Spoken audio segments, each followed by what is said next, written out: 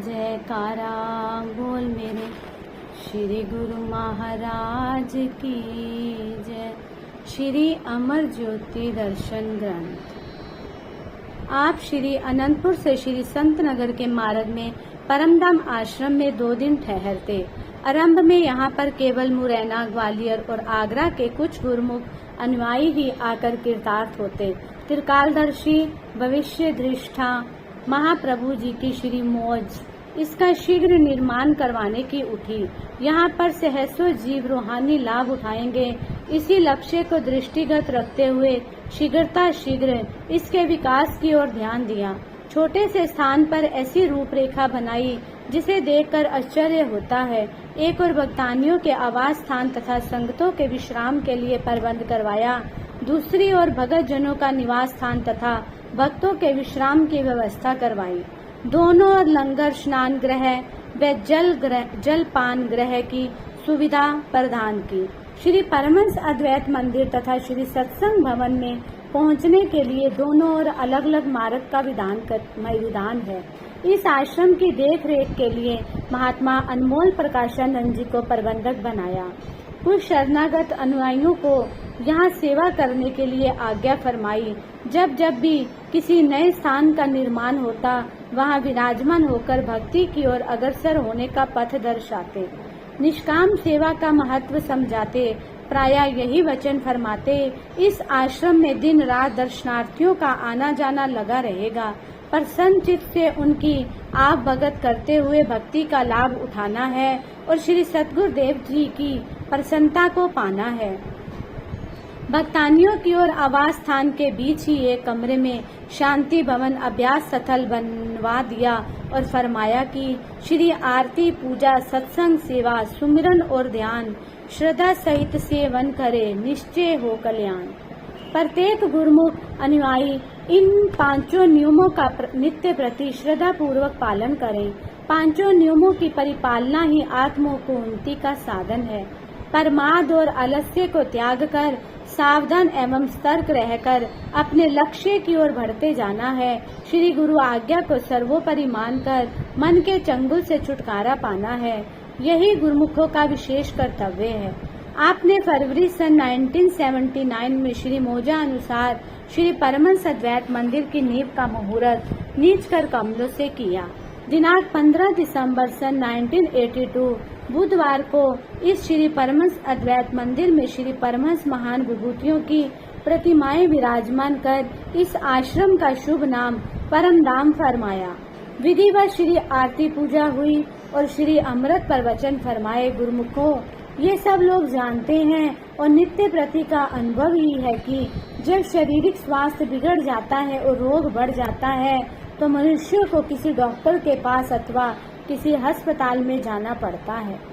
जब तक वह किसी योग्य चिकित्सक के पास नहीं जाता तब तक उसका रोग दूर नहीं हो सकता।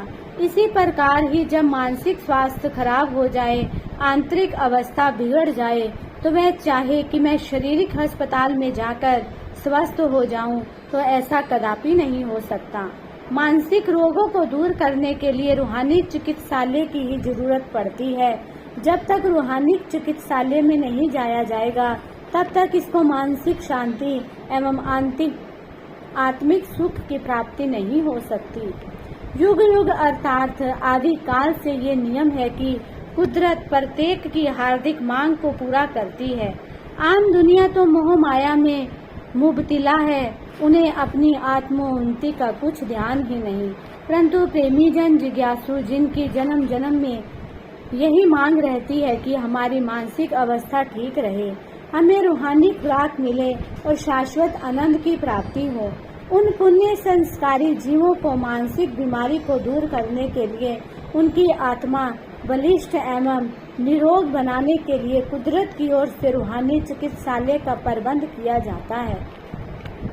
इसी विधान के अनुसार श्री परमहंस अद्वैत मंदिर परमधाम ग्वालियर में, जिसका उद्घाटन आज बड़े उत्साह और धूमधाम से हो रहा है, उन प्रेमियों के लिए जिनकी कई जन्मों से ये मांग थी कि भक्ति पथ पर बढ़ने के लिए ऐसे मंदिर और सत्संग भवन का निर्माण हो, यहाँ से रूहानी लाभ प्राप्त हो सके, सत्पुरुषों ने उन पुण्य संस्कारी जीवों की मांग को पूरा करने के लिए श्री मंदिर का निर्माण करवाया, ताकि यहाँ से नित्य प्रति सत्संग एवं दर्शन तथा सेवा से रूहानी लाभ प्राप्त कर सके। गुरुमुखों एवं भक्ति अभिलाषी रूहों की आंतरिक यही पुकार थी कि मानसिक रोग की औषधि मिले और आत्मिक लाभ की खुराक मिले तथा परमात्मा से बिछुड़ी आत्मा मालिक से मिल जाए। अब विचार करो कि ऐसा कार्य कहाँ पर हो सकता है। ये कार्य जब भी संपन्न होगा भक्ति के केंद्र में ही जाने से होगा और हो सकता है। ये भक्ति देश अथवा विदेश कहीं भी भ्रमण कर लो, दुनिया में खोज लो, ये भक्ति के केंद्र के अतिरिक्त कहीं भी प्राप्त ना हो सकेगी। सत्पुरुषों का फरमान है, बरमे बाही न बीजवे जे भवे दिसंतर देश, अंतर मैल न उतरे दृग जीवन दृग वेश। हो कीते भक्ति न होई बिन सतगुरु के उपदेश। अर्थात इंसान दुनिया में चाहे कहीं भी चला जाए और सोचे कि मैं स्वयं भक्ति धन एकत्रित कर माला माल बन जाऊं, तो अपने पुरुषार्थ और बल से इसके रहस्य को नहीं पाया जा सकता। यदि भक्ति धन पाकर धनवान बनना है तो वह केवल सत्पुरुषों का ही द्वारा है। यहाँ से भक्ति की झोली भर सकता है। सत्पुरुष ही इस मांग को पूरा कर सकते हैं। उन भक्ति अभिलाषी गुरुमुखों की मांग को पूर्ण करने के लिए श्री अनंतपुर भक्ति का केंद्र है। सत्पुरुषों को जन्म जन्मों से बिछड़ी संस्कारी रूहों की इच्छा पूर्ण करने का फिक्र रहता है। उन्होंने उन रूहों की मांग को पहचानते हुए जिनके दिल में ये इच्छा थी कि हमें समीप ही सत्पुरुषों का समागम मिले, रूहानी सत्संग, दर्शन एवं सेवा का सुअवसर मिले, उनके लिए यहाँ श्री अनंतपुर की शाखा श्री परमहंस अद्वैत मत परम धाम के रूप में खोल दी, ताकि भगत जन अधिकाधिक लाभ उठा सके। जिस प्रकार महापुरुष गुरुमुख जिज्ञासुओं के लिए प्रयत्नशील रहते हैं कि इन्हें वह चीज मिले जो बादशाहों के खजाने में नहीं मिल सकती, ये उसी अनमोल भक्ति धन से माला माल हो जाए, तो गुरुमुखों का भी ये कर्तव्य हो जाता है कि जिंदगी जो अल्प समय के लिए मिली है उसे भक्ति परमार्थ में लगाकर सत्पुरुषों द्वारा बनाए हुए नियमों पर चले।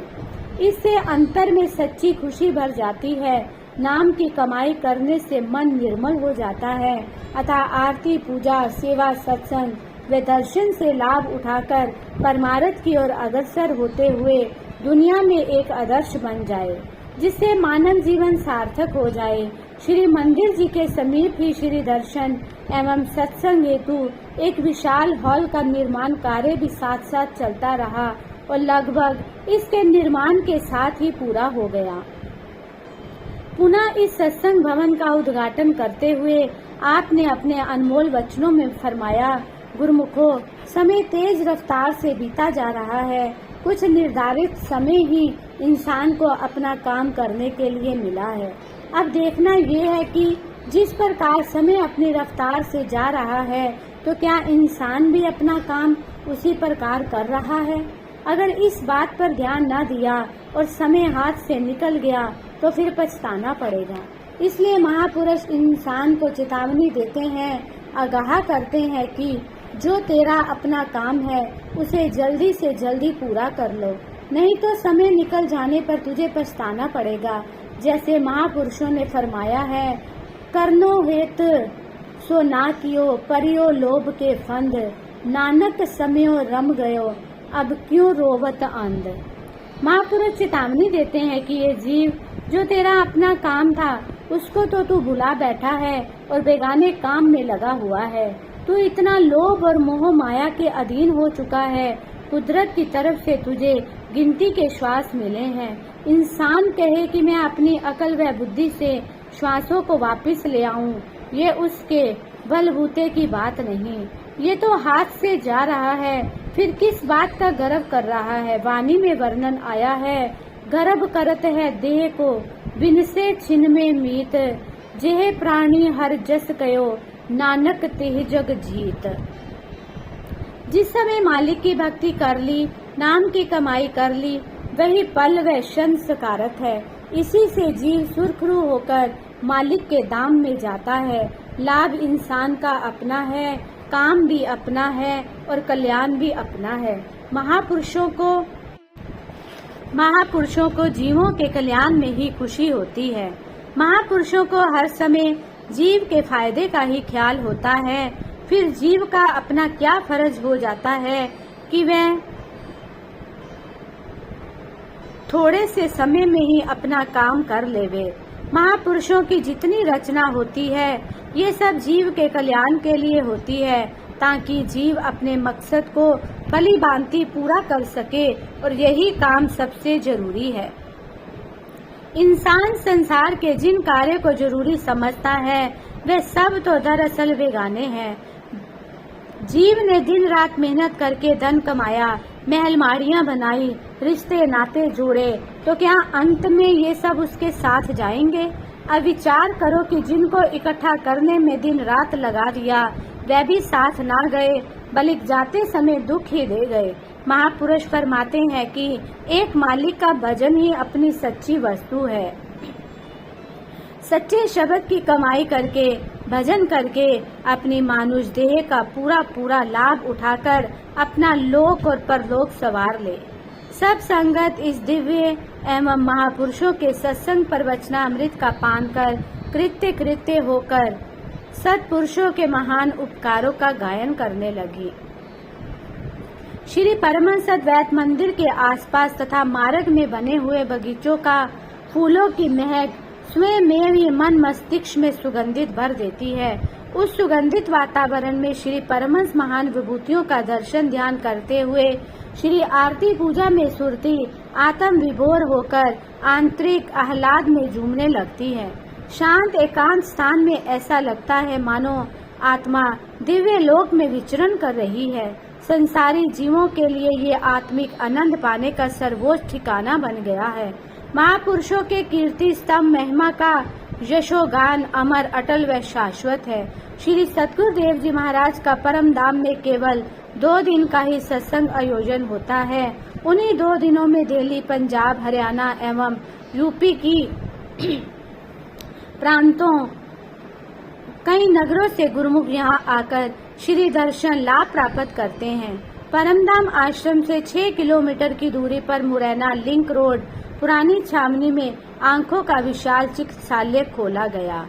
इसका उद्घाटन आपने 11 सितंबर सन 2009 को किया एवं इसका नाम श्री अनंतपुर ट्रस्ट दरबार चिकित्सालय रखा। इस चिकित्सालय में आंखों के रोगियों के अतिरिक्त अन्य रोगियों को भी चिकित्सा दी जाती।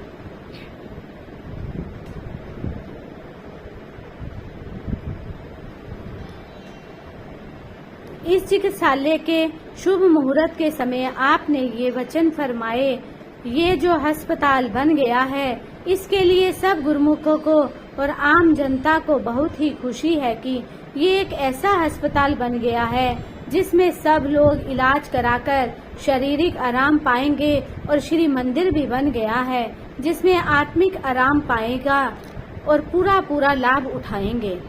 महापुरुषों को भी इस बात की बहुत खुशी है कि जनता के लिए ये सुखदायी अस्पताल बना है। ग्वालियर जैसे शहर में ऐसा अस्पताल बन जाना बहुत ही खुशी की बात है। इसके लिए सब गुरुमुखों को बहुत बहुत बधाई हो।